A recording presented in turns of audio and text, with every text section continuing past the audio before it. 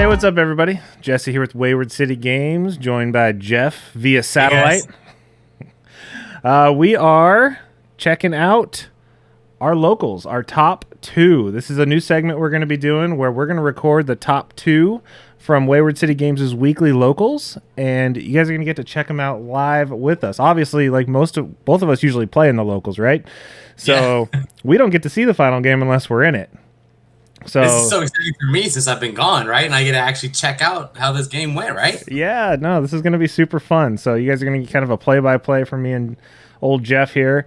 So these are 2 of our buddies from locals. We got a Imperialdramon player, and we have a Gallantmon tribal going for first. Now, this was a match of 16 players. So these are the top 2 out of 16 this night.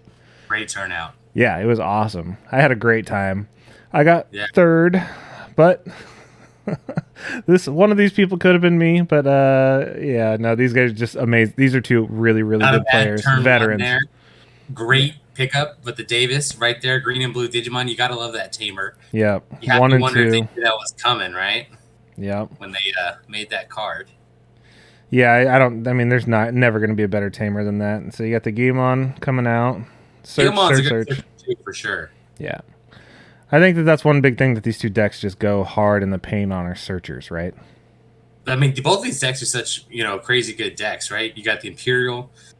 We talked about it earlier in one of our first episodes of like our podcast about how good Megadeth is. Yeah. How strong an option is. And then the Gallantmon. Like, I love his Gallantmon list. I think it's a great list, and hopefully we can get it soon up from the channel. Yeah, it looks like he ended up having to pass there after he dropped that game on. So he was able to go. So yeah, this looks like a kind of a hybrid list where he does a lot of armor, I think, in this too. Oh, he does a combination of the armor. He's got the Lightramons in there, yeah. It's a green and blue, right? So we can DNA Digivolve into the Imperialdramon or the Dino B. Yep. But that's their Gallantmon player. That's such an interesting move, right? Like I always have that situation too when I have a level 3 searcher, right? Do I hard play it and get the search, or do I risk it, especially if I don't have like a 4 in my hand? And evolve in the raising area. So just get the draw. Ooh, look at the hard play. Must have been a bad hand. Okay. Yeah, that's pretty bricky. I mean, that's a lot of memory to give a player an Imperial that's already set up. Essentially, he's already got the Davis. He's going to be able to do a lot of things here, especially with DNA Digivolving and all that at his disposal. There's a lot of stuff he can do with 6. Important thing to notice at our shop: we do not do mulligans as of right now. We are waiting for official Bandai ruling before we add mulligans or anything like that. So you get to have to build your deck in a way to hopefully where you don't brick, right? And shuffle pretty well. So yeah, it is tricky. We do go hard deep into that conversation too on our latest 2 Tamers talk. So check that out. Ooh, checked one of his Gallantmons in security. It's gonna be rough. Yeah, you were hoping, right? If he had the hard play, the level 5, that he's got the next level, the level 6 in his hand. Yep, there's that DNA. We're gonna swing again. Such an interesting. Probably, mechanic. I would assume he's gonna swing again. Oh no, he's going big. Oh, he's going big and he's going wide. The fighter mode too. You feel like you don't see the fighter mode that much. Mm-hmm. I have both the deck list too, so we're good there. Yeah. So I'll post those for everyone. And yeah, they're both very, very intriguing, especially the Imperial one, because it's not the standard just go wide all the time deck. So he's got some spice in there. Did it again. All right, well, if it didn't work the first time, trying again. Oh, I feel bad for this. This is rough. Right? I wonder if the Imperial player is just like, are you sure you want to do that? It seems like he's positive. You really want to do that? Okay, I'll let you do that. He doesn't even know how to move his counter that far up the board. No one else lets him do it. Sometimes true. Like obviously you and I know this playing Mega Zoo a lot. Yeah. When you give your opponent that much memory to see how they react. Yeah. Here come the checks. Fighter mode restands, that's right. Go. Memory Tamer, got the Hero on board. I love Hero in the Gallantmon deck. It's such a good card. Interesting he didn't go super. He went super safe there and swung into the growl. He's afraid of that Gallantmon. I mean, if you have the multiple swings, why not, right? Yeah. But instead of just going for a bunch of checks, because he has the jamming XV there, that's why. So yeah. He's still going super hard in the paint. There we go. Oh, that dual tamer. Like when that first came out, I was like, it's a dual tamer that just lets you play Megadeth. I mean, all you need is that. All the support. Yep. Blue-green is just such a nice marriage of a deck.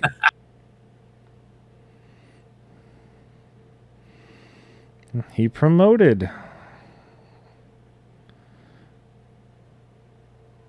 Okay. Swinging security. Oh, this is a desperation move here to try and catch up and keep up. But he knows too that air mode can just get wiped off the board anyways. Yeah. This is where he just needs that Death X, you know? If he had a Death X, he might have a chance. Start playing 49 cards and one Death X, or at least or maybe two Death X. Well, I mean, look at his board. He's got, he'd play Death X for 5. Yeah, especially with the 2 tamers. So 3, 6, 9, 12, 15, 5. Yep. I did that today or yesterday at Locals. It was great. Feels good, right? Yeah, I think this is just swing 2 jamming, of course, and then, yeah, boom. Well, there's game 1. Game 1. Oh, he loboed for Spice. What a jerk. Oh. That's an interesting topic, and if you're watching this, our Imperialdramon player, I got to ask you, Kumamon better than the Lobo, or is the Lobo better? I have that conversation quite a lot. I mean, you're trading DP for the effect, right? Yeah. Also, the play cost, too, in case you need a hard play. I mean, obviously, that doesn't come off as much, right? I like the Kuma. I like the alt art, too. The new one. See, I like the Lobo. Well, there you go. You like the shiny BT4, gold it out, yeah. Such a good card. All right, well, that was a quick game 1. Quick game 1. Let's hope for more action game 2. Yeah. These are real games, folks. I mean, this is what you see at Locals. These are not like the unnamed videos we won't say online that just go for a long time for no reason. Both undefeated leading up to this round, too, of course. Absolutely, yeah. These are this is how this game really plays. So if anybody wants to see how this game really plays, this is how fast games can be between 2 winners. I mean, like Jeff just said, these 2 guys won every game coming up to this. And that's just how bad a brick can be. It's also a matchup thing. I mean, there's so much rock, paper, scissors. More. For those who are curious, we did have a good conversation on our podcast about the Mulligan, how interesting it was me playing down here in a different region where they had the Mulligans. Yeah. It's a different way of life. I just wish Bandai would just give us one way or the other and just say yes or no. If you want to go with Bandai rules, these guys got to play rock, paper, scissors to determine who's going first. It's true.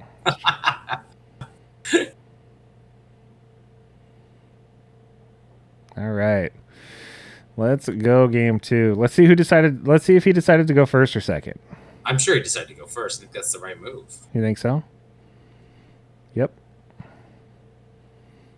Hatch the GG. Already a better start. See, there you go. See, look. Yeah. Digivolved instead of hard play. There you go. I'm always torn on that turn 1 play, right? Do you play the tamer, give your opponent 4? I know turn 1's not awful, and you get put to 3, right? But I think it depends on the tamer. I mean, Hero's a rough one to do that with, but like TK's an obvious easy answer, right? Davis, because you get to put a card in your hand. But Davis is such an investment in future hands or in future plays, you know. Hammer Spark right off the bat. Okay. Now, I don't know how I feel about that play, you know? Like, obviously, I haven't seen the rest of this match, so I don't know if it's going to backfire, but I feel like when I have Hammer Spark, I like to hold them until I, absolutely am going to make a big play, but I'm not necessarily a blue player, so maybe I'm a little too conservative with the Hammer Sparks. I mean, that was an 8 cost right off the bat. I mean, maybe he bricked this round. I know, but what's wrong with, giving your opponent 4 in that one game? Or that one turn, excuse me, right? Obviously seems like he bricked, right? But well, it seems like Hammer Spark was a good way out of it. I don't know. I still don't buy it. You could have saved that Hammer Spark for a later turn. Oh, you should have. You mean just like set him to 4 instead of set him to 3? Yeah, set him to 4. Give him 4. He already put you at 4. Put him at 4. Heavy level 5 down. Save your Hammer Spark when you need it. See, like, look, now he's at 2, right? Yeah. You know who Digivolves? Yeah, so it's like in case he needs a 3, right? So there's the fighter right off the bat. Fighter right off the bat. Now, this is interesting. I feel like a lot of lists don't play the fighter. Mm-hmm.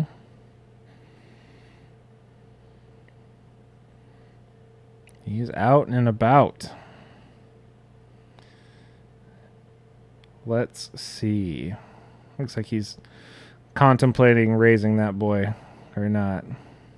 Decision for sure, because he knows what that fighter can do. Is he want to lose his only investment down there? You know, Yeah. when he's not necessarily risk of losing at the moment. And then you always have to wonder when you're playing these guys for the first time. It's like, if they're spicy enough to play the fighter mode, are they spicy enough to play the paladin mode too? Oh yeah, I don't think he's that crazy. I don't know. Whenever that card comes out, I have to read it again and again and again. Yeah. But it's a good card when it's out. It's just not good enough to be played in like super competitive decks. But when people do play it, it splashes out pretty hard. 16K is always nice too. Mm-hmm. Interesting. He decided to stay in raising and play another searcher. It's not a horrible idea. Get a better stack going. Yeah, and he's still got the full security stack. So I mean, he's not. Yeah, nobody's really behind. Anybody's back to back like that. There he goes. I love that Gallantmon X antibody. Has to be one of my favorite X antibody level 3s. Yep. There we go. Still at 0.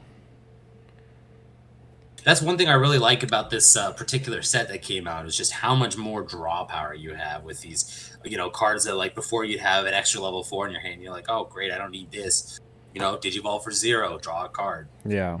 Get a good effect usually, right? So I'm guessing he just got that Takato in the draw from the Digivolve, because otherwise he'd want to play that first, right? Because then he would have gained a memory when he deleted. Oh, I think you're right with that. Oh, look at that. Not strong enough. Not strong enough. I'm torn if that should be a Gaia Force or not in that situation. I understand. You're the Gaia Force king, man. It should always be a Gaia Force.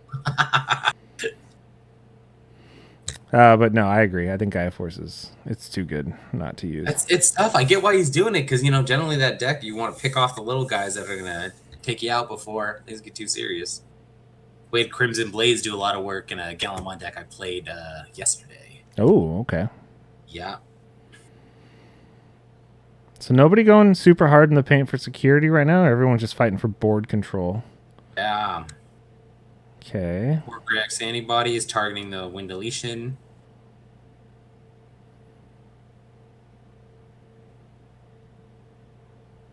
Here we go. Let's see it. Bring it. Teetering. He's got enough DP boost to kill that, right? I don't think he does, but... Even with the hero and all his inheritables?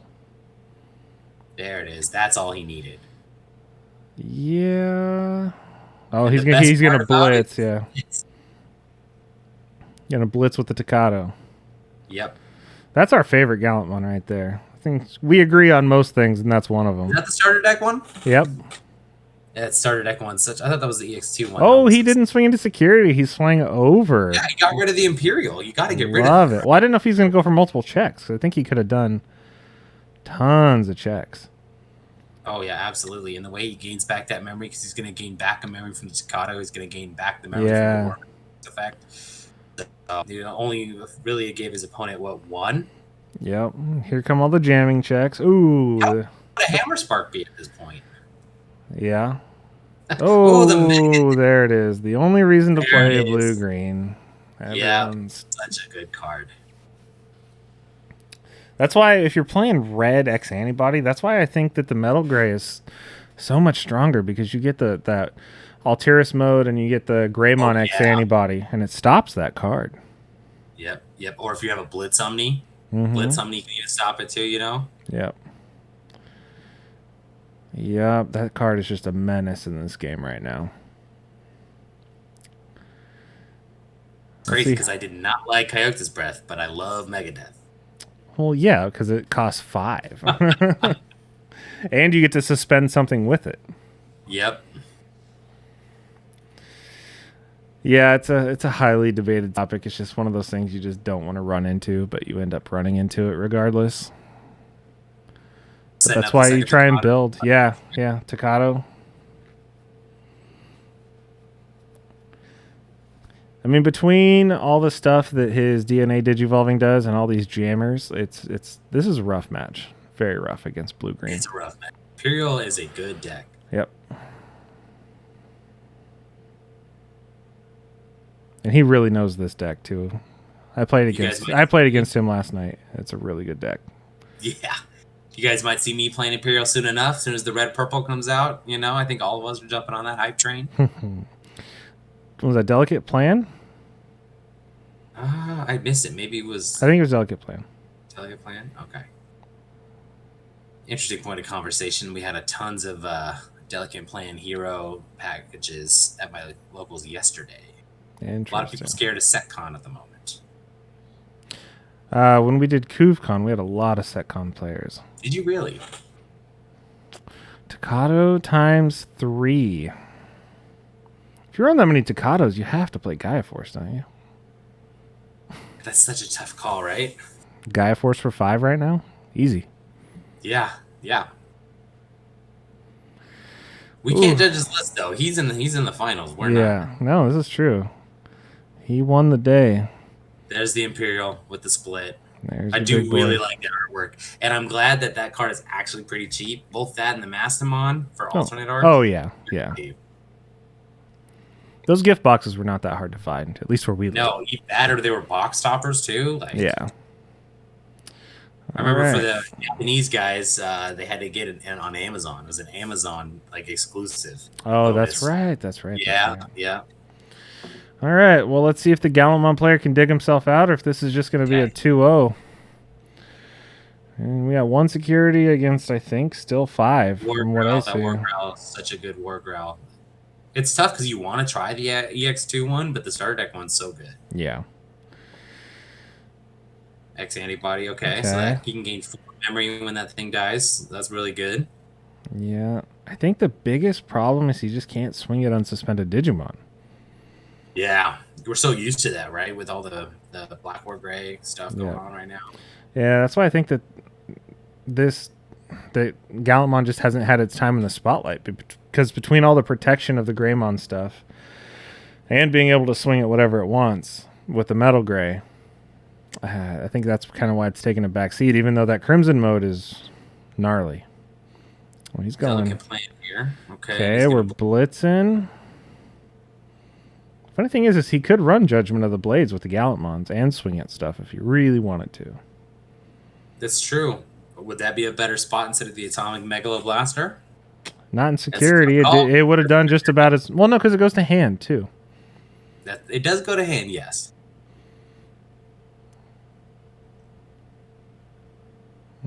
So I think right now he's deciding whether or not he wants to.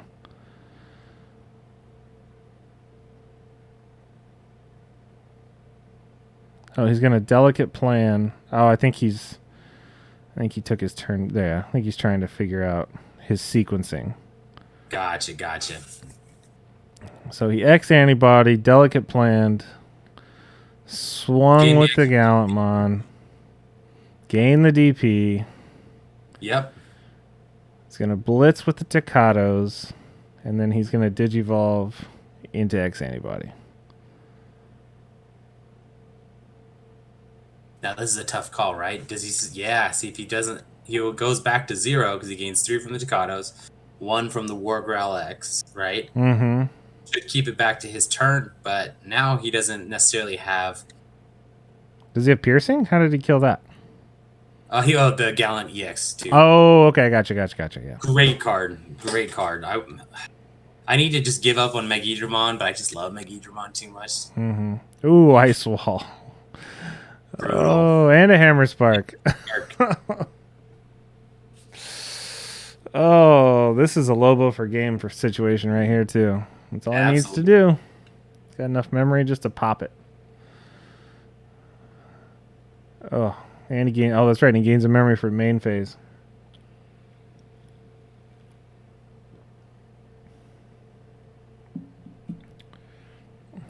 We got the Lobo. Sting. And then Imperialdramon. Oh, the DNA for game. Those were good games. All right. Well, that was today's local winner right there. Imperialdramon. Congrats. And great job, Gallantmon. We love your list. Yep. Very well played, John.